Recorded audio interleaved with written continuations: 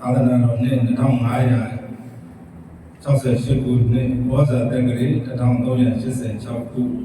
ဒီကနေ့ဆိုရင်တကူလမ်းပြည်ကျော်တရက်နေ့တရားအကြအကျိုးနေ့ဖြစ်ပါလေဒီကျိုးနေ့ညချမ်းကာလအချိန်တော်မှာဝါကြတော်မူအပ်တဲ့ပဋ္ဌာန်းဒေသနာတော်ကြီးရဲ့အိတ်6ပါဒါလို့ဆိုရင်ကျမ်းလာအတိုင်းပြောမယ်ဆိုရင်ပဋ္ဌာန်းဒေသနာတော်ကြီးတွေကကောင်းလို့ပြီးတော့ဟောထားတဲ့တရားဖြစ်ပါတယ်ပဋ္ဌာန်းဒေသနာတော်ကြီးရဲ့အိတ်6ပါအဲဦးဇင်းလေးခေါင်းစဉ်ထပ်ပြီးတော့ပြရမယ်ဆိုရင်တော့ဆောင်းရံနဲ့ရှောင်းရံပြောကြည့်ပါလေလေဆောင်းရံနဲ့ရှောင်းရံပါဗျာလောကကြီးထဲမှာဆောင်းရမယ့်တရားတွေရှိသလိုရှောင်းရမယ့်တရားတွေရှိတယ်နောက်တစ်ခုလေးထပ်မှမှတ်ရအောင်ဟောတဲ့တရားနဲ့ညီညွတ်အောင်နောက်တစ်ခုထပ်မှတ်ဖို့ကဘာလဲဆိုရင်လုတ်ရှင်တဲ့တရားနဲ့လုတ်တဲ့တရားပြောကြည့်ပါလေလေလုတ်ရှင်တဲ့တရားနဲ့လုတ်တဲ့တရားပါဗျာလောကကြီးထဲမှာဘုရားလုတ်ရှင်တဲ့တရားတွေရှိတယ်လို့မလုတ်ရှင်တဲ့တရားတွေလည်းမရှိဘူးလားရှိပါတယ်ဗျာနောက်ပြီးလုတ်ရှင်တော်လည်းပဲဘုရားလုတ်တဲ့တရားဆိုတာရှိတယ်မလုတ်တဲ့တရားဆိုတာရှိတယ်အဲ့ဒါတွေကိုပဲဒီဘုရားမလုတ်တဲ့တရားကြတော့ရှောင်တော့ဘလောက်ပဲလုတ်ရှင်ပေါ့ဘလောက်ပဲစိတ်ထဲကပါပြီးတော့လုတ်ရှင်ရှောင်းလိုက်မလို့တခါတခါကျတော့သူတို့စင်များကောင်းတဲ့တရားတွေဖြစ်တော့လည်းပဲတို့ကလုတ်ရှင်တဲ့စိတ်မရှိဘူးဆိုကြပါစို့ဘုလိုတရားပွဲတွေပါလေဆိုတော့ဒါလည်းတရားအမလုတ်ရှင်ဘူးလူတွေရဲ့သဘာဝပဲအဲကြတော့သူတို့စင်များရှောင်းနေလို့ရပါမလားမရပါဘူးဗျာအလုံးပါမလုတ်ရှင်တော့လည်းမရပါပါဗျာဘုလိုကပဲအောက်အသိခံပြီးတော့အဘလို့လုတ်တဲ့တရားအဲ့လိုလုံးတဲ့တရားကြတော့ဆောင်းလို့ဆောင်းထားရမယ်ရှောင်းရမယ်တရားမဟုတ်ဘူးလေဒါပေမဲ့လောကတွေရဲ့လောကလူသားတွေရဲ့စိတ်ဓာတ်ကပါလဲဆောင်းရမယ်တရားကိုရှောင်းရမယ်တရားကိုဆောင်းထားတယ်အဲ့ဒါသူတို့စင်များကုသစင်သူရဲ့ဆေးရပြည့်အဲ့ဒါကိုသူတို့စင်များကိုတပတ်နာပြုမှဖြစ်ပါတယ်အဲ့တော့တရားတော်ကမောကြသိမိမနာကြသိမိမှာ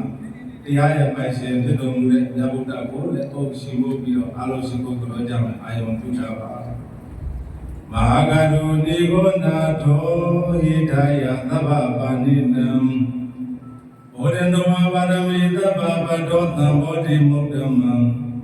ဣတိနာသစ္စာဝစေနသုတိတိဟောတုသဗ္ဗရံအာဂရုဏီကိုကြီးမားသောမဟာကရုဏာတော်လည်းရှိတော်မူပေတတ်သောနာတော်လူနာပြမသတ္တဝါတို့၏အိုညွတ်တော်လည်းအာဒါကိုွယ်ရလည်းဖြစ်တော်မူသောဘုရားရှင်ကိုလိုမြတ်ကြီးသည်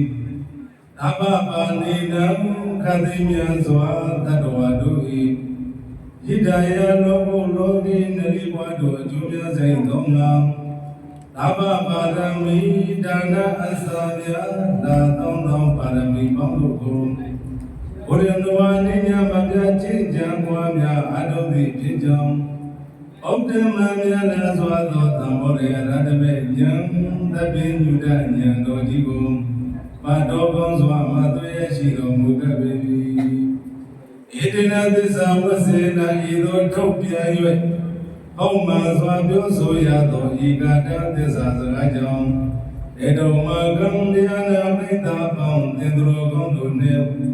ဤယဤတေတမရှိကြကုန်သောမြင်အမမြင်အတ္တတော်ပေါင်းတို့အားသဗ္ဗရာနိနေညာခသိသောကာလတိုင်းမှာ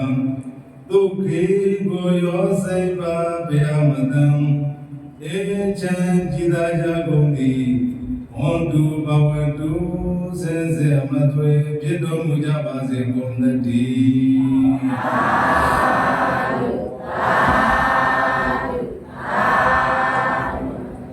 တရားရဲ့ပိုင်ရှင်ဖြစ်တော်မူတဲ့မြတ်ဗုဒ္ဓကိုလည်းအရှင်ဘောပြီးတော့ရှိခိုးကြောက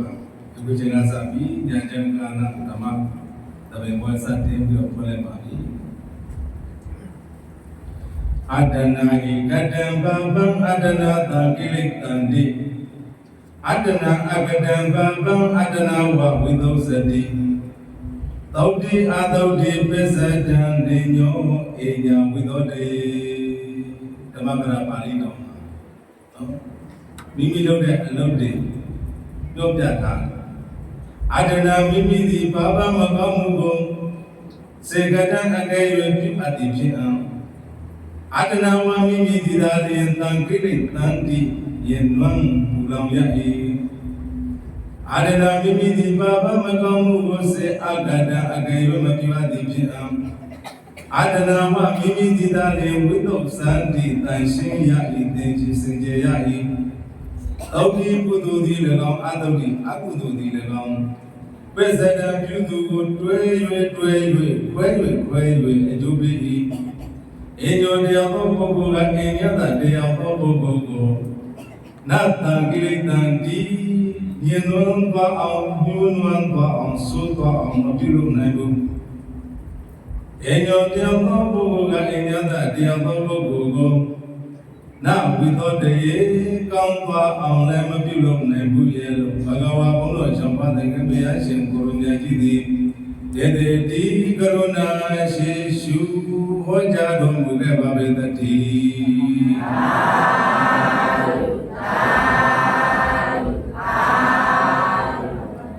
အင်းညောတရားသောပုဂ္ဂိုလ်ကအင်းညတတရားသောပုဂ္ဂိုလ်ကိုကောင်းပါအောင်လုပ်မပေးနိုင်ဘူးနံပါတ်1အင်းညောတရားသောပုဂ္ဂိုလ်ကအင်းညတတရားသောပုဂ္ဂိုလ်ကိုစိုးသွားအောင်လည်း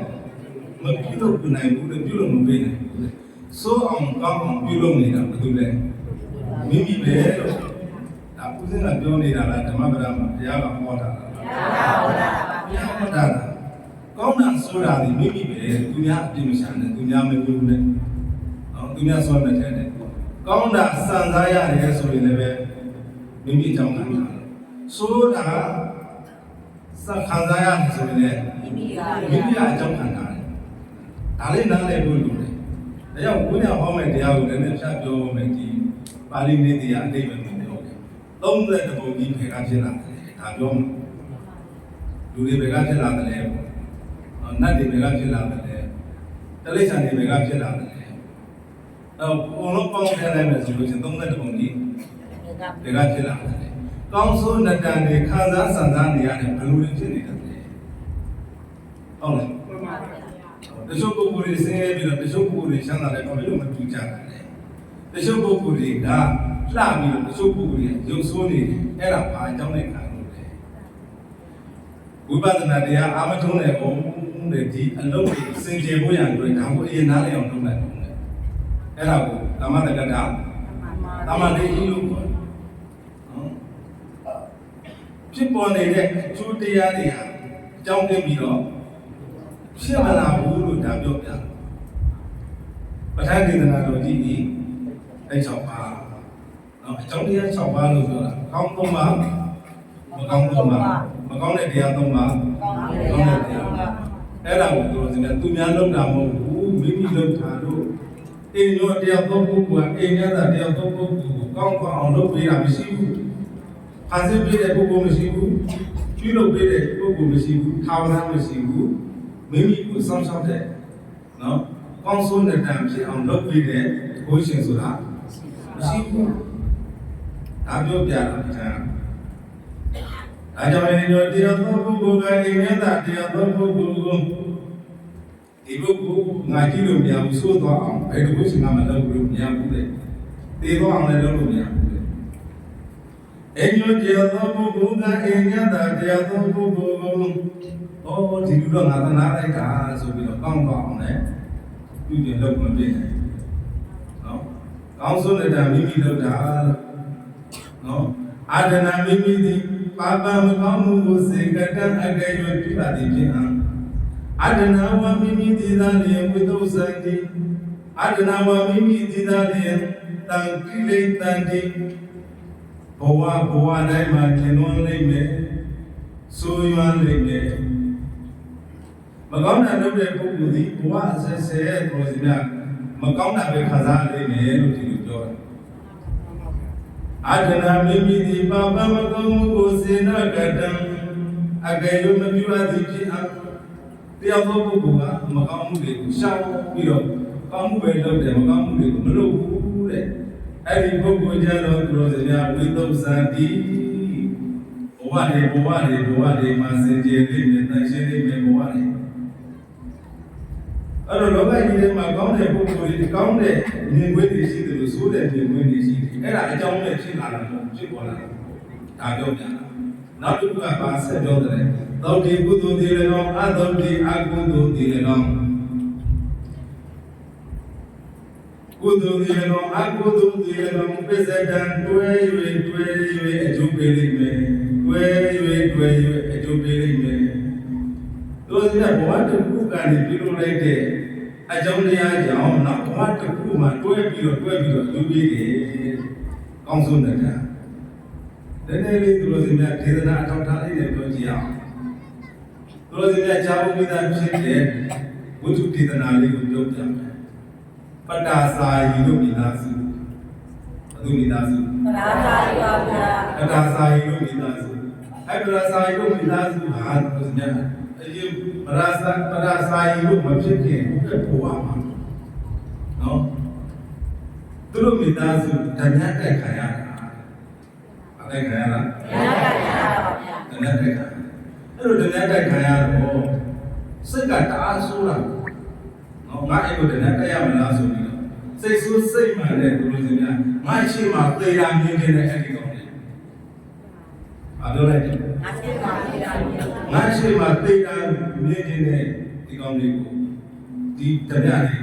တအားသူကခံစားနေရတာငါရှိမှသေတာမြင်နေတဲ့နောက်တစ်ခါပါလေတိုက်ပြီးသေပါစေနော်စကားကျေးဇူးတဲ့စကားငွေကြိုက်သေပါစေဆုံးရှိပါစေမြင်နေပါစေငွေကြိုက်ပါဒီလိုလေးကျေးဇူးတာနော်အဲ့ဒါ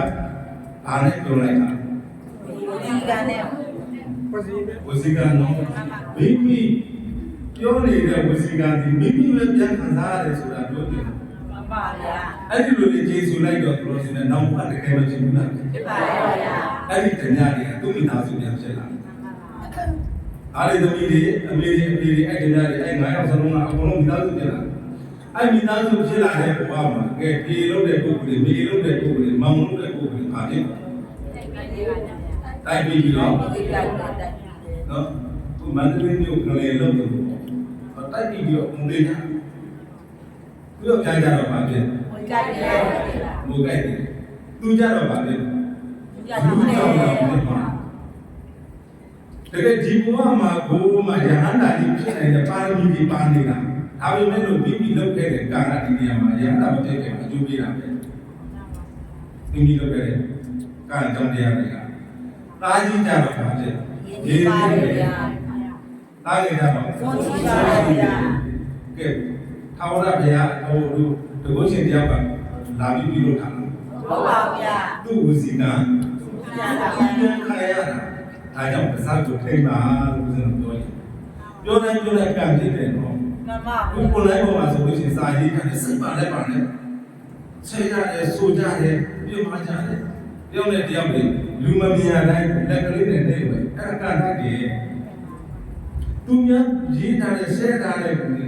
ပြောထားတယ်မကောင်းပြောထားဘူးကောင်းတာကြီးပြောထားတဲ့ဥစ္စာကိုကျင့်တတ်ပြီးတော့စိတ်ကနေလက်မကလေးတော့ဘာဖြစ်ပြီးထောင်းလဲအဲ့ဒါအပြစ်ရှိနေတယ်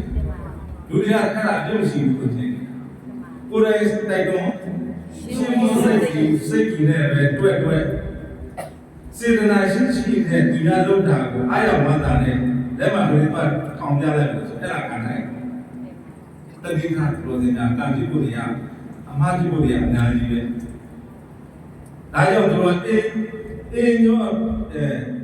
တုတ်တိကုသိုလ်ဒီ၎င်းနဲ့အတုတ်တိအကုသိုလ်ဒီ၎င်းနဲ့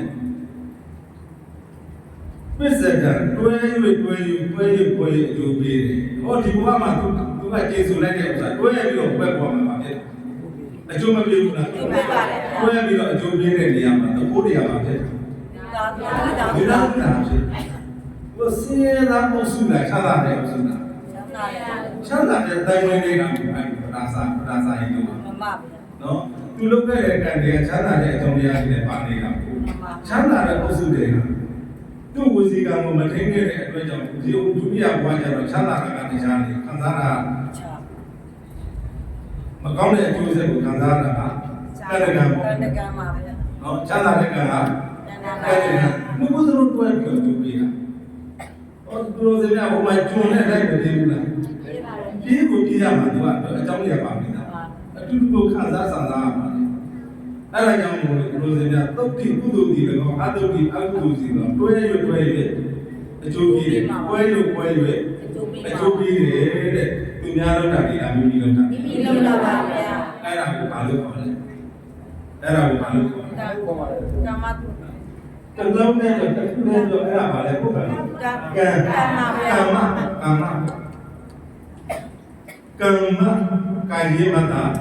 ကံအောက်ကမှနဲ့ပေါင်းထားတယ်ကာမအခုအရာထဲမှာတော့အဲ့လိုမပြောတော့တလေးတင်တဲ့ကံလို့လည်းပြောလိုက်တယ်နော်ကာမဆိုရင်ဘလို့ဒီနေ့အနေထွက်လို့အတန်ထွက်လို့ရတယ်ကံဆိုတော့ဘလို့ဒီနေ့လောလောလေးပဲပြောကြတယ်အနေနဲ့ပဲဖောက်မထွက်တော့ကဲဘလို့ဒီနေ့သုံးတိုက်ကြီးနောက်တစ်ခုတွဲရွပွဲရွအကျိုးပေးလို့လေဘုရားရှင်တက်တော်ရှင်ရရှင်းစေအခါတုန်းကပဲဖြစ်စေခဏဆိုပြောထားတယ်ဒီရှိန်တငယ်ချင်းနေရောက်အိမ်သားလေးချင်းအရာခင်ကြတယ်တရားတော်ပုဂ္ဂိုလ်ကဒုက္ခတာကိုပို့ပဲတယ်ဒီပြောမှဆိုယရနာမြတ်သုံးပါးကိုပို့ပဲတရားရဲ့တရားတန်ခါကိုပို့ပဲအဲ့လိုကိုယ်ွယ်တဲ့ပုဂ္ဂိုလ်တယောက်အိမ်နဲ့သူ့အိမ်သားကတယောက်ကမိစ္ဆာဒိဋ္ဌိတရားကိုမယုံဘူးတရားကိုမယုံဘူးအမှန်မယုံတရားခင်ကြတာအဲ့ဒီနေရာပါနော်အဲ့ဒီနေရာအားခင်ကြတဲ့ပုဂ္ဂိုလ်တွေတနေ့ကခရီးတွဲသွားကြတယ်ခရီးသွားရင်းနဲ့ဟိုနေ့ပြောနေတဲ့မုန်တိုင်းဒီမုန်တိုင်းကတိုက်ကုန်ဘူးဆိုတိုက်လိုက်တော့လူပါလို့သူကပေးရဟိုပါသွားရတော့ဘုရားကတိုက်တာအဲ့လိုတိုက်တဲ့လေတိုက်နေတဲ့ဂျာတွေကတက်ပေအောင်မှာတယောက်စလုံးဝင်ထူတာတယောက်ကပါလဲမိစ္ဆာဒိဋ္ဌိတယောက်ကတာမန်ဒိဋ္ဌိဒီလိုလေးပဲလိုလေးပါလဲတယောက်ကမိစ္ဆာဒိဋ္ဌိတယောက်ကတာမန်ဒိဋ္ဌိတာမန်ဒိဋ္ဌိပုဂ္ဂိုလ်ကဒေဝနာမြတ်သုံးပါးပေါင်းလို့ကိုဥပ္ပေတယ်ဟိုမိစ္ဆာဒိဋ္ဌိကတရားဝင်မယုံဘူးတာမန်ကိုလည်းမယုံဘူးအဲ့ပုဂ္ဂိုလ်ကြောင့်တိုင်းကြောင့်လေတက်ပေအောင်မှာရောက်နေတာဒီဘုရားသင်္ကတိုက်လိုက်တော့ဒီနဲ့အဲ့ဒီတက်ပြင်းအမြစ်ကလမ်းပြီးတော့လဲ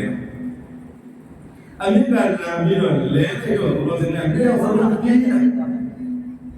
တယောက်စလုံးပြင်းတယ်တဲ့ဘုရားသင်္ကဆိုပြီးတော့ဟောတော်သင်္ကစေနာမြတ်သုံးပါးပေါင်းလို့ကိုယ်ွယ်တဲ့တမန်ဒိဋ္ဌိသမားတက်ပြပြီးရော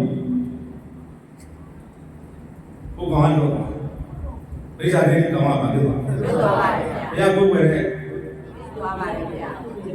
အဲ့ဒီတော့ပြီးသွားတယ်နော်။တော်ဒီကတရားပုဂ္ဂိုလ်လေးရဲ့တရားပုဂ္ဂိုလ်လေးရဲ့တန်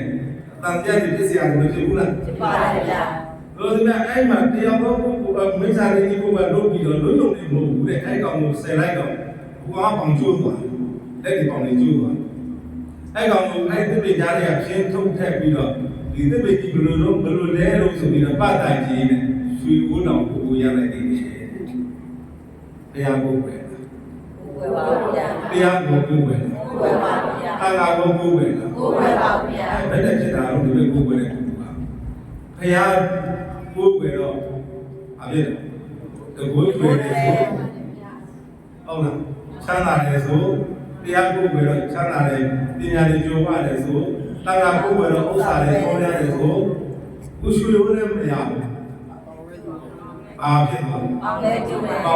သေးတယ်လဲလဲကျိုးသေးတယ်သိတော့မသိအဲ့ဒီစကားကသူတို့စတဲ့တမျိုးလုံးတစ်နိုင်ငံလုံးနဲ့တရားပို့ခဲ့တာနဲ့သိပြီးပြရတယ်လို့ခုလည်းအဲ့ဒါမျိုးရှိတယ်မို့လားရှိပါရဲ့ဗျာတရားအားထုတ်နေရတဲ့ဘုရားတော်မှာလည်းဒီကြောင့်လည်းဒီရိတ်တာကြောင့်တရားဝင်သေးတယ်မပြောကောင်းဘူးလားမှန်ပါပါဗျာအများကြီးစိတ်ထဲမှာရှိမှဆိုလို့တရားမပြောကောင်းဘုရားပြောတယ်ဆိုမပြောကောင်းဘူးလားပြောကောင်းပါတယ်ဗျာခုဘုလုံးထိုင်ကိုဖြစ်မယ်လို့ပြောချင်တာမှန်ပါဗျာဟုတ်လားဘုလုံးထိုင်ဖြစ်ကိုဖြစ်မယ်လို့ပြောချင်တာအဲ့တော့သူတို့ကဟိုနေ့ကဘုရားကိုဆုံးကားတော့သွားသေးတာဘုရားတို့အိတ်တာဝင်သွားသေးတာမနေ့ဘုရားဘုရားအန္တရာယ်ကင်းတယ်တရားဘုရားအန္တရာယ်ဘယ်မလို့ဘူးအဲ့ဒါတွေကတရားပွဲတော့ဘုရားပွဲတယ်မှာလက်ခံတယ်သူအဲ့ဒါတွေဘယ်သူကြားခဲ့တော့ဆိုလိုစင်များဆုံးခံကြွားတယ်ဒီအန်ဒီကြားခဲ့တာဆုံးခံကြွားတဲ့ရဟန်းတွေကကြားခဲ့တော့ကြောင်းရောက်တော့ပွားစီကိုနာတူဒီဟဲ့ဘယ်ကမှတော့ဒီလိုပြောတယ်တရားဘုရားမှာ နော်တိတ်နေုံကြီးရှင်းသလိုလိုတွေပြောတယ်အခုရောက်တဲ့မှာအရာတွေမှာအဲ့ဒါမျိုးတွေရှိဘူးလား ရှိပါတယ်ဗျာ ရှိတယ်တော်စီမဲ့တွေ့တယ်အဲ့တော့တော်စီမဲ့အဲ့လိုတွေပြောလာတော့တရားရှင်ဘုရားကြီးရာဟတန်ကတွေအကုန်လုံးစုမိပြီဆိုတာမှရှင်းသားတို့ရှင်းသားတို့ရှင်းသားတို့တဲ့ရှင်းသားရာတို့တဲ့ဘာအကြောင်းတရားတွေပြောနေကြတာဆိုတော့ခုနအကြောင်းပြန်ပြောပြတရားပုဂ္ဂိုလ်ရဲ့သားနဲ့တရားအထုရဲ့သားနဲ့တန်ခါပုဂ္ဂိုလ်ရဲ့သားနဲ့ဘုမိစ္ဆာဒိဋ္ဌိပုဂ္ဂိုလ်ရဲ့ပုဂ္ဂိုလ်ကအသက်ကလွတ်တည်အပြည့်ရလိုက်သေးတယ်အဲ့ဒါကိုရပ်ွက်တဲ့မှာဒီလိုအတန်နေကြခဲ့တယ်ဆိုတော့မှဘုရားရှင်ဘုရားမြတ်ကြီးဒီအကြောင်းတွေအာမေရအတိဆိုကာယဇာယညာယဉာဏ်အရာပါလို့လေဘုရားရဲ့ ရပါ ကံရဲ့အကြောင်းအကျိုးကိုစုံအောင်သိနိုင်တာဘယ်ပါရလို့ရှိနော်ဇာရဲ့အကြောင်းအကျိုးကိုစုံအောင်သိနိုင်တာကျင့်နိုင်တာဘယ်လို့ရှိအဲ့တော့ဘုရားရှင်ဘုရားပြည့်ရဲ့အဲ့ဒီအရာတွေကငါအရာငါအရာတွေတဲ့ငါပြောပြမယ်ဆိုပြီးတော့အတိတ်ကြောင့်ပြန်ပြောပြအတိတ်ကြောင့်ပြန်ပြောပြတော့ဘာပြောလို့ဆိုတော့ခုငါဘုရားကိုကိုးကွယ်တယ်ဆိုတဲ့ပုဂ္ဂိုလ်ငါဘုရားရဲ့တရားတွေကိုကြည်ပြန်ပွားများအားထုတ်တယ်ဆိုတဲ့ပုဂ္ဂိုလ်ငါဘုရားရဲ့သံဃာတော်တွေကိုလေးစားပါတယ်နော်ကြီးညိုပါတယ်ဆိုတဲ့ပုဂ္ဂိုလ်ကြီးညိုပါတယ်ဆိုပြီးတော့ကိုးကွယ်တဲ့ပုဂ္ဂိုလ်ဟာတဲ့အတိတ်ဘဝတော့အရာဆိုခဲ့တာနော်အရာဆိုခဲ့တာတေလောက်အောင်အဲ့ဒီမှာပြည့်ရှိတယ်တေသွားနိုင်တဲ့အချိန်ပါဖြစ်တယ်အခုရှိတယ်ဘုလုပ်ခဲ့တာတွေက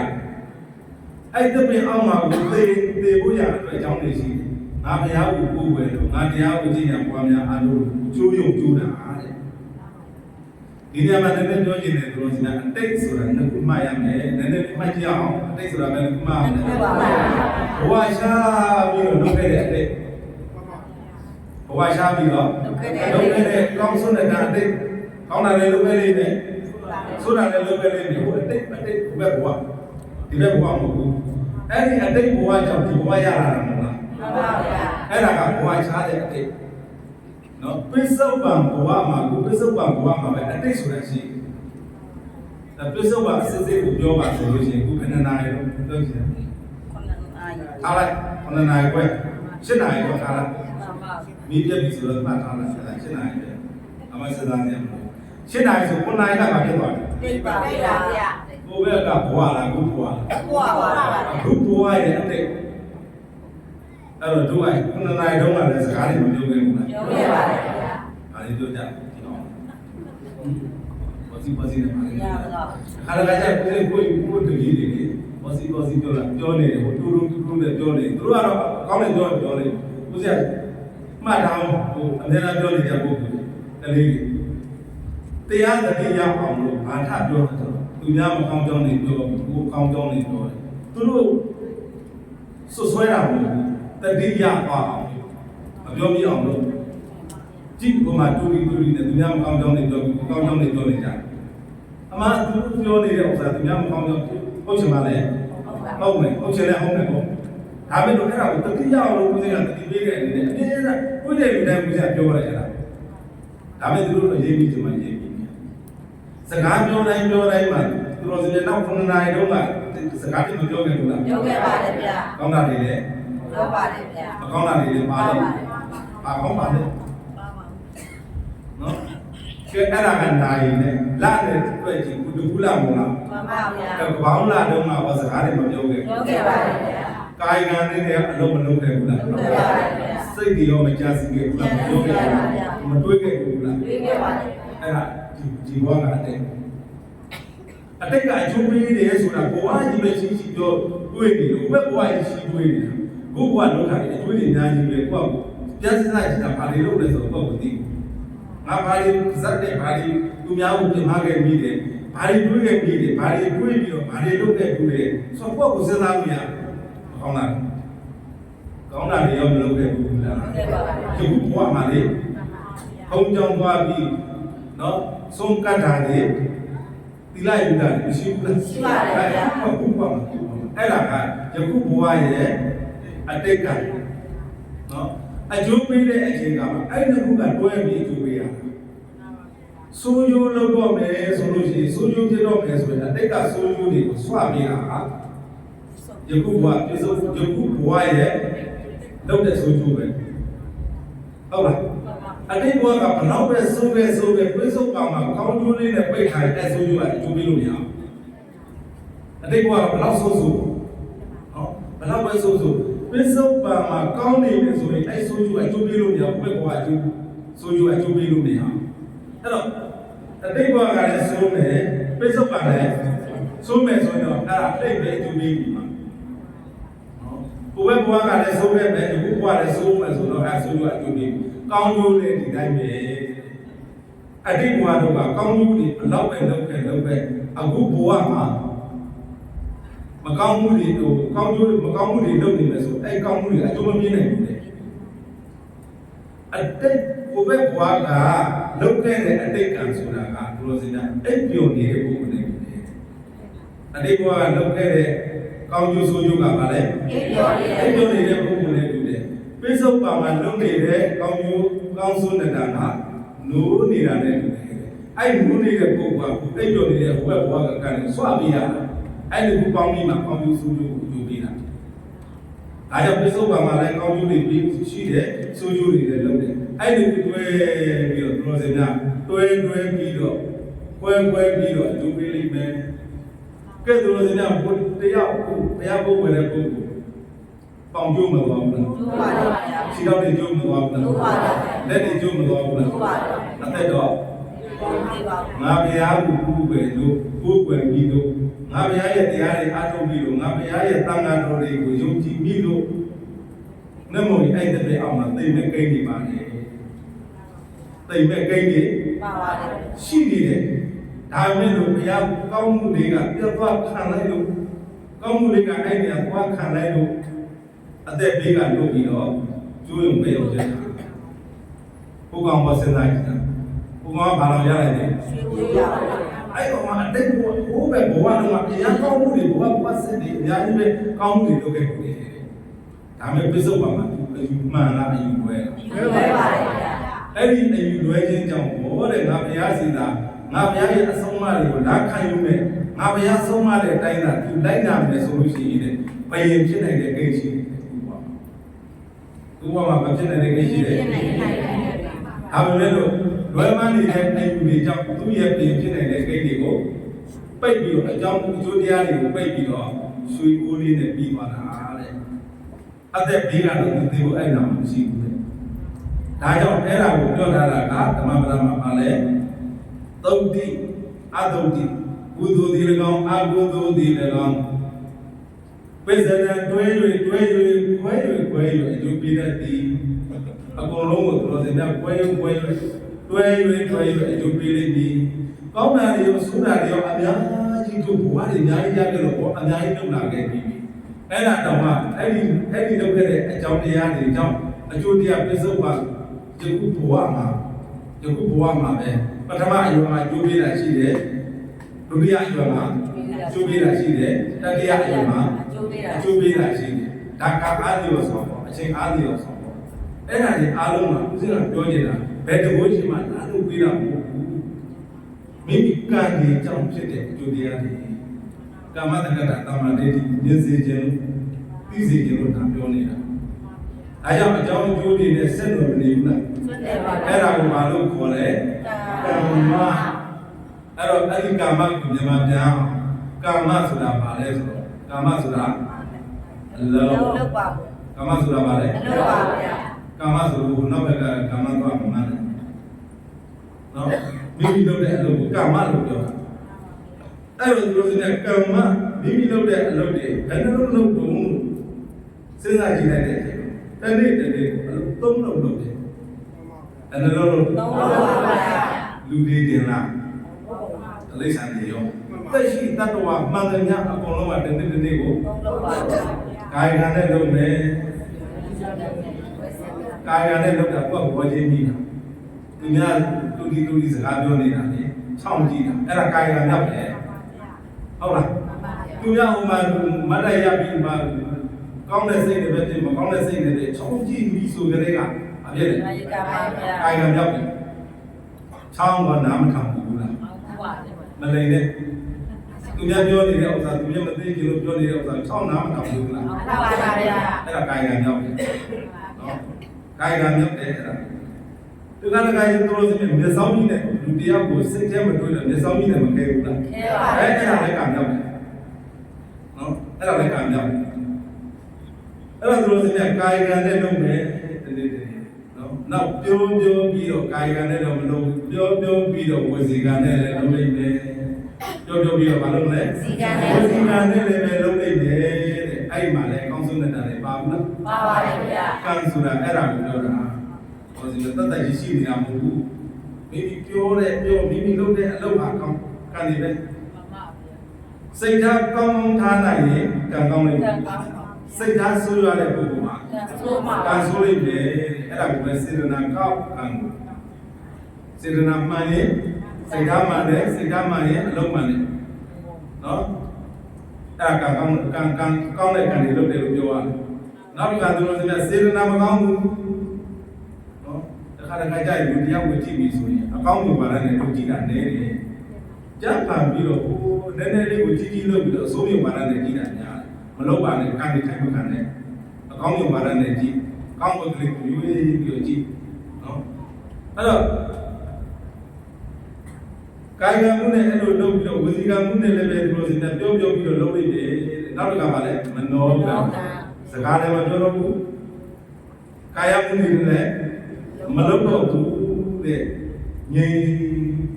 တွေးပြီးတော့ဒီလိုစီများတစ်ခါတခါကျဒီပုဂ္ဂိုလ်လက်တင်ပြီးတော့အဲ့ဒီပုဂ္ဂိုလ်အလုံးမလုပ်ဘူးမတင်နဲ့လုပ်နေတယ်အားလုံးနဲ့လုပ်နေတာမနောကံနဲ့လုပ်နေတာဒါကြောင့်မနောကံနဲ့တွေးတဲ့နေရာမှာတော့ကောင်းတာတွေပါသလို ကောင်းတာပါ ကောင်းတာတွေလည်းမပါဘူးလား ပါပါတယ် အဲ့ဒီသုံးခုပေါင်းလို့စများပါလို့ခေါ်တယ်ကာမနော်အဲ့ဒီသုံးခုပေါင်းပါလေကာမတနေ့ကိုလို့စများနိုင်ဒီစက္ကန့်တွေတွေ့ကြည့်စက္ကန့်တိုင်းနိုင်တိုင်းမှာကာယကံမှုနဲ့လည်းလုံးပြီးပဲဝစီကံမှုနဲ့လည်းပြောပြီးတော့လုံးပြီးနေမယ်မနောကံမှုနဲ့လည်းတွေးပြီးတော့ဘာဖြစ်လဲလုံးပြီးနေမယ်အဲ့ဒါတွေကိုဘာလို့ခေါ်မလဲအကျိုးပေးပုံလေးတစ်စက်တည်းပြောပြရစီအကျိုးပေးပုံလေးအဲ့ဒီလိုလုံးပြီးတဲ့ကံတွေကိုသူတို့စများကောင်းနေစဉ်ခါတော့မှလုပ်တယ်ခုချိန်ခါလေးမှမလုပ်တယ်ပြစ္ဆုတ်ပါမှလုပ်တယ်အဲ့လိုလုပ်နေတဲ့ကံတွေကိုသူတို့စများအကျိုးပေးတဲ့အချိန်ကမှကံသုံးမျိုးဘုရားကတာဟောတာတော့ကြောင်ကံမမျိုးလဲ သုံးမျိုးပါဗျာ ကံကာမနမိတ်ဂတိနမိတ်30ဘုံကြီးဖြစ်ပုံဘဝဖြစ်ပုံကိုပြောပြကြလို့အာဇိရှင်မရှိဘူးလို့ပြောနေတာနော်လုတ်ပြီးတဲ့ပုဂ္ဂိုလ်မရှိဘူးမိမိဘဝမိမိတည်ဆောက်တယ်မိမိသွားနေတဲ့မိမိဖောက်တာဘူးမဖောက်မနေဘူးနော်အဲ့ကံကိုယုံစေခြင်းနဲ့ယုံမှလည်းပဲလို့ဆိုတာဘုရားဘာသာပြောတာခုလက်ရှိလုပ်နေတာကဘာလို့ခေါ်လဲကံအဲ့ကံတွေထွက်လာတဲ့အရေးကြီးတဲ့နမိတ်တွေကြတော့ကာမနမိတ်အဲ့ဒါဘယ်ချိန်ကျမှပေါ်မလဲဆိုတော့ဒီကနေ့မှပေါ်ဘုရားမှာလုပ်တာတဲ့အလုပ်တွေပဲကျမှပေါ်မလဲ ဒီကနေ့မှပါပါဗျာ အဲ့ကောင်းတဲ့အလုပ်တွေလုပ်တာကိုမကောင်းဘူးလား ကောင်းပါဗျာ ကောင်းတဲ့နမိတ်တွေပေါ်မှာပေါ့ မှန်ပါဗျာ မကောင်းတာလုပ်တာလည်းပေါ့ ကောင်းတယ်ပြင်ပါဗျာ အိမ်မက်မဲ့တယ်လို့ပဲတဲ့ဒီကနေ့မှနော်အိမ်မက်မဲ့တယ်လို့ပဲအဲ့တော့လူတယောက်တည်တဲ့ပုံစံကိုပြောမယ်ဆိုလို့ရှိရင်တို့စနေပါလဲဆိုလို့ရှိရင်အကြည့်တဲ့6ပါးရှိတယ် SEG နာကြီးနာကြီးရှာကြီးကိုဝကြီးမောကြီး 6ပါးမရှိဘူးလား ရှိပါတယ်ဗျာ အဲ့ဒီရှိတဲ့6ပါးကလေတစ်ခုပြီးမှတစ်ခုချုပ်သွားတယ်တခါတည်းနဲ့တည်သွားတာမဟုတ်ဘူးလူတယောက်တည်တယ် မှန်ပါ အဲ့တော့ပထမဦးဆုံးဘာရင်ချုပ်တယ်လဲလို့မေးရင်မျက်စိကြည့်ချုပ်တယ်တည်တဲ့ပုဂ္ဂိုလ်ကိုကြည့်တဲ့ဦးဇင်းတော့မကြည့်ဘူးတည်တဲ့ပုဂ္ဂိုလ်ကိုကြည့်တဲ့မသိခင်တော့မျောနေတဲ့ပုဂ္ဂိုလ်မျက်စိကလေးလှမ်းကြည့်လိုက်တယ်မျက်စိစိုက်တဲ့အချိန်ကလေးကြည့်လိုက်တယ်သူတကယ်ကခေါင်းနဲ့ဖြစ်သွားတယ်အဲ့ဆိုဒီမှာမြင်တော့မျက်စိကြည့်ချုပ်သွားပြီမျက်စိနဲ့မြင်နိုင်သေးလား မြင်နိုင်ပါဗျာ အဲ့ဒီကြည့်ချုပ်သွားပြီဦးဇင်းကိုဒီဓာတ်တော်မှလေဦးစမ်းရဲ့ဒီကနေ့မဦးဇင်းကိုနားပေးဦးဇင်းအဲ့တော့မှဆုံးရတဲ့ငန်းကတော့ဘာလို့ညာတော့လူဝဲတွေမနိုင်ဆုံးခံစားတယ်ဓမ္မတွေ့လို့ဆိုတမန်တိုင်းမှာတွေ့တမန်တိုင်းမှာတွေ့တော့ ဂိုင်းတန်းနေတာဒီလိုဖြစ်နေတယ်တဲ့အဲ့ဒါသူ့တရားဟောဖို့နော်တရားလေးနည်းနည်းပါးလေးဟောပြီးဖို့ဆိုပြီးတော့နော်ပြင့်တယ်ဦးစင်းလိုက်သွားတယ်နေလိုက်သွားတော့သောသောပြောတယ်လက်ကျူစားရတယ်ဒီတွန်းတိုင်တယ်နော်နားတွေကလည်းပြည့်စုံမပြေတော့ဘူးနားကြမှာပါအဲ့တော့အဲ့ပုဂ္ဂိုလ်တရားဟောလို့ရသေးလားမရပါဘူးဗျာမျက်စိကြည့်တာလည်းချုပ်သွားပြီနားကြည့်လည်းချုပ်ပါပါဇာတ်နဲ့ပြောလို့မကြားတော့နော်ဦးစင်းလာပါလေဆရာတော်ကြွလာတယ်တို့ကကြောင့်ဆရာတော်ကြွလာတယ်ဘလောက်ပြောသူမြင်နိုင်သေးလားမြင်နိုင်ပါဘူးဗျာပြစုံပါဒီတေကနေ့အာရုံနဲ့သူဘာမှကောင်းလို့လုပ်လို့မရဘူးနော်မျက်စိကြည့်တာနဲ့လည်းကောင်းမှုလုပ်လို့မရတော့ဘူးအဲတာငါမှကြည့်လို့မရသင်ကဆိုတော့မပြတ်နဲ့မရတော့တရားတိတ်ဝင်ဖွင့်ပြနားကြည့်လိုက်ချုပ်သွားပြီဆိုကြားသေးတယ်ကြားတော့ပါဘူးဗျာနှာခေါင်းကြည့်လိုက်ချုပ်တယ်ဘယ်လိုလဲများအနက်တွေဘာမှမသိတော့နောက်ကရှာကြည့်တာချုပ်တယ်ချုပ်သွားတယ်ဘာအရာမှသူခံနေနေရခန္ဓာကိုယ်ကလုံးချုပ်သွားတယ်ဒီကိုယ်ကာယကြီးချုပ်သွားတယ်စေထိုးလို့လည်းမသိတော့နော်ကိုယ်လို့လည်းမသိတော့နော်အားနဲ့ဆွာတော့မသိတော့ဘာဖြစ်လို့ကာယကြီးချုပ်သွားသိနာဆိုတော့သိသေးပါဘူးဗျာမနောအကြည့်လေးကြိုက်တယ်အားကြလဲမနောအကြည့်ကြတယ်ကံရဲ့နောက်ဆုံးကအဲ့ဒါပဲမိမိရဲ့ဘဝကိုရေးသွားတဲ့အဲ့ဒီရပဲမိမိဘဝရဲ့မိမိရဲ့ဘဝဒီဘဝကနေဘဝကိုရေးတယ်ဆိုတာအဲ့ချိန်ပဲကံဆိုတဲ့သဘောကိုအဲ့လိုထင်တာလေအဲ့တော့ဒီကနေ့မှအဲ့ဒါမျိုးနေပြီဆိုတာအဲ့ဒါမနောကံနော်အာယုန်နဲ့သူနမိတ်တွေလုတ်ခဲ့ပြီးတဲ့ဥစ္စာတွေအကုန်လုံးနှလုံးသွင်းလုတ်ခဲ့ပြီးတဲ့ဥစ္စာတွေကောင်းတာတွေရောဆိုတာတွေရောလုတ်ခဲ့ပြီးတဲ့ဆိုအဲ့ဒါတွေအကုန်နှလုံးသွင်းတာအဲ့ဒီနေရာမှာအာသနကအာစေနကဆိုတဲ့အာစေနကနဲ့လုတ်ခဲ့တဲ့ဥစ္စာတွေအာသနကသူဘာအာတာတဲ့ဒီကနေ့မှာဘာအာယုန်အာတာတဲ့ဘယ်ဟာကများများအကျိုးပေးတယ်ဒါအရေးကြီးတယ်အဲ့တော့အကုသိုလ်တွေလုပ်ထားတဲ့ပုဂ္ဂိုလ်ဒီသူတော်စင်များအဲ့ဒီချိန်ကမှကုသိုလ်နှလုံးသွင်းလို့ရပါမလားရပါဘူးဗျာအကုသိုလ်တွေများများလုပ်ထားတဲ့ပုဂ္ဂိုလ်လေကုသိုလ်တရားတွေနှလုံးသွင်းလို့ရအောင်လားရပါဘူးဗျာဒီကတော့ဘုသူတော်စင်များအကုသိုလ်အကျိုးပေးနေပြီးတော့ကြောက်စရာကြီးတွေမြင်နေတယ်လက်စရာကြီးတွေမြင်နေတယ်ကဲပါအောင်ပူလာကြီးရဲ့ဟိုလောင်လာကြီးရဲ့ဟိုဘာကြီးမြင်ရတယ်မသိဘူးငါတော့ဘာဖြစ်နေလဲအဲ့လိုအဲ့လိုမျိုးတွေမြင်နေတယ်ကြောက်စရာကြီးတွေမြင်နေတာပေါ့သိကြတယ်အဲ့မကောင်းတာတွေလုပ်ပြီးတော့တည်တော့မှာမကောင်းတာတွေအာရုံပြုပြီးတော့တည်တော့မှာအဲ့ဒီဒီကနေ့မှာစကားပြောနိုင်တယ်ဆိုရင်တော့မှလည်းမလုပ်အဲ့ဒီဆွဲနေတဲ့ပုံဘာအာရုံလားတည်ရတယ်ပလင်းလိုက်စားတာဟောဒီစာလို့တဲ့သူလဲဆိုဘိုးလေးနဲ့သွားဆိုပွေချတာဟုတ်လားအဲ့ဒါကိုတွေ့တော့ဦးစင်းတရားဝတ်တွေမှာတက်ဖို့ဆိုတဲ့တရားဝတ်မှာအိမ်မှာဖြစ်နေပြီတရားလည်းမနာဘူးဦးဇင်းတို့လည်းရင်းကြီးတယ်အဲ့ဒါတခါတရားမှလာပြီတဲ့အဲ့ဒီကအဲ့လိုဖြစ်နေတယ်တဲ့ခါးတွေဒီစားနေတာတဲ့အဲ့တော့စားနေတာဆိုတော့ရေစားလို့လားဆိုပြီးတော့ရေလေးပါစုဘုံလေးနဲ့စုပြီးတော့ပြစ်နေတာခွေးပြစ်တယ်တဲ့သူကတိတ်မလုံနိုင်တော့နော်ဘုပဲဒီပဲလက်နိုင်တော့အဲ့ဒါကိုပြီးဆိုပြီးတော့ခွေးပြစ်တယ်တဲ့အော်အဲ့လိုဆိုတော့ဘောပေါက်ပြီးဆိုရေကလေးကလာဘုလေးနဲ့စုပြီးဟိုလေတပြုတ်ပြုတ်နေတဲ့အဲ့ကြောင့်အဲ့ဒီစိတ်နဲ့ပြေးဘယ်နဲ့ဖြစ်ပါလို့စဉ်းစားကြည့်ဘုလိုစိတ်နဲ့နေရမှာတော့အဲ့ချိန်တော့မှန်ပါဗျာဒါကသူတို့စတဲ့အာယုံပြုလို့မျောနေတဲ့အချိန်မှမသိဘူးကြံတဲ့အချိန်တွေအကုန်ကောင်းနေတယ်ခါကြီးစားနေဆိုပဲသူကခါမှာပလင်းပြထိုးထားတယ်ဒီတော့ထိုးခါထိုးလို့ပြီးတော့သူတောက်မှာဝဲလာတော့ခါထိုးလို့ပေါ့ဝဲတော့ခါထိုးလို့ပြီးပြန်မှာပေါ့အဲ့လိုတို့စမဲ့အဲ့ဒီလိုကြောက်စရာကြီးနဲ့တွေးလိုက်မယ်သေကာကြီးမှာအာယုံမှာနမိတ်မှာလာလိမ့်မယ်အဲ့ဒီမှာတကူလေးပြောကြတယ်တော့ဒီကောင်းတာလေးကိုနှလုံးသွင်းပြီးတော့နော်ကကောင်းတယ်ပြောရမှာပေါ့ကောင်းတာလေးနှလုံးသွင်းပြီးတော့သူပရိဘုံကိုရောက်သွားတဲ့ပုဂ္ဂိုလ်တရားနှစ်ယောက်သင်ဖတ်ဖို့လေတရားဒေသနာတော်တွေထဲမှာအမျိုးသမီးတရားတက်တဲ့ဘဝမှာသင်္ကန်းတစ်ခါပဲလုပ်တယ်တက်တဲ့ဘဝမှာသေတိတိအများကြီးလုပ်တာလားနည်းနည်းလေးသင်္ကန်းရာဇဝကိုအခါလေးပဲလူဘူးလားဒါပေမဲ့လို့ဆိုများတရားအာတန်တန်နဲ့စေရနာတန်တန်နဲ့တဲ့အလူမျိုးဖြစ်လိမ့်တိတိမီဒါနဲ့ကိုတိမိသွားအောင်ညီသွားအောင်လူတဲ့အလူမျိုးဖြစ်လိမ့်ပြီးရောဆိုပေးလိုက်တဲ့ပုံမဟုတ်တော့ဒါဆို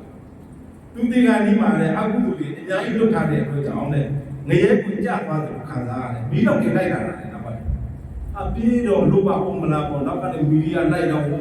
ကလည်းအကောင်ကြီးတွေနဲ့ကြောက်စရာအကောင်တွေနဲ့အဲ့လိုလိုက်တာတဲ့အချိန်ကမှသူတို့စင်ကလှည့်ကြည့်လိုက်ရှေ့ကိုပြေးလိုက်နောက်ကိုလှည့်ကြည့်လိုက်ဆိုတော့မီးတောက်ကိုသွားမြင်တော့သူတို့စင်ကမီးအောင်မှဘယ်လိုအယောင်နေမလဲ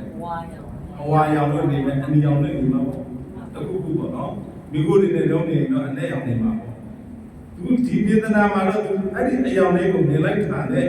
သူတို့စင်ကဒီအယောင်လေးငါမြင်မှုပါလေဘယ်မှာပါလဲဘယ်မှာလဲမသိဘူးငါမြင်မှုတဲ့ဒါလေးဒီမှာဦးစဉ်းစားပါဦးမယ်ပြေးလာအော်ငါဘုန်းကြီးတစ်ပါးကိုသင်္ကန်းတူဘူးတာပဲဘုန်းကြီးပါပြောင်းသွားသူစနဲ့အဲ့ဒီမိနောက်လေးပုံကျင်းသွားအားစိတ်ဝင်လာကုသိုလ်တွေလုပ်ပါ အဲ့ဒါလေသူစနဲ့ဘလို့ဒီအကျိုးရှိတယ်ဆိုတာတော့ကိုစကားတန်တဲ့လူတွေဘူးလို့အာရုံပြုလို့ရတာနော်တော့အာရုံပြုလို့မရဘူးပြီးတော့ဒီတဲ့လူတွေမရဘူးအဲ့တော့အဲ့ဒီလိုသူတို့ပြသေကနီးမှာအာယုံနမိတ်မှာအဲ့လိုတွေပေါ်လာနေတယ်အဲ့ဒီကမှာကိုအာယုံကြောက်တတ်ဖို့ကုသိုလ်လုပ်ထားတာတရားအထုတ်ထားတာမရှိဘာနဲ့တော့ပြောင်းမရဘူးနော်ဒါကြောင့်မလို့အဲ့ဒီမိမိရဲ့ဘဝရဲ့တကယ်အရေးကြီးတဲ့အချိန်ကအဲ့ဒီအချိန်ပဲမနောလေးပဲကြံတော့တယ်အဲ့တော့အဲ့ဒီဒါတော့မှအဲ့လိုကိုတမ်းမြင့်နော်ဦးစင်းအကြောင်းလူဦးလေအရင်တော့တပါးလေးနေစဉ်ခံလို့တိုက်တော့ကိုကြတော့တရားဟောလို့ရမယ်ပုံမဟုတ်တော့နော်နားလည်းကြားတော့လေအရင်တော့တရားတွေအထုတ်ထားဘူးတာလည်းမရှိဘူးရုပ်ကြောင်းနာကြောင်းတွေပြောအောင်ပါမယ်